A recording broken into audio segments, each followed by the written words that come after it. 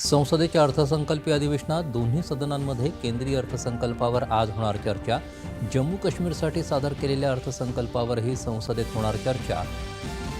केंद्रीय अर्थसंकल्पात महाराष्ट्रासाठी भरघोस तरतुदी.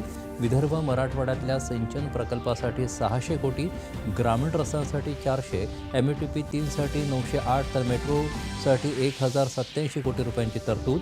देशात पारदर्शक, सुरक्षित आणि संपूर्णतः निर्दोष परीक्षा प्रणाली प्रस्थापित करण्यासाठी सरकार वचनबद्ध असल्याची केंद्रीय शिक्षण मंत्री धर्मेंद्र प्रधान यांची ग्वाही.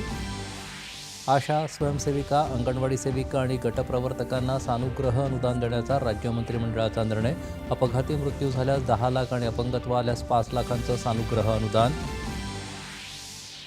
महिला आशिया चषक T20 क्रिकेट स्पर्धेत नेपाळचा 82 धावांनी पराभव करत भारतानं उपांत्य फेरीत केला प्रवेश. राज्यात सरासरीच्या 123% पाऊस, पेरण्या समाधानकारक झाल्याची कृषी विभागाची माहिती. आणि पश्चिम महाराष्ट्रात दमदार पाऊस, धरणांच्या पाणी पातळीत वाढ, नदीकाठच्या रहिवाशांना सावधगिरीचा इशारा.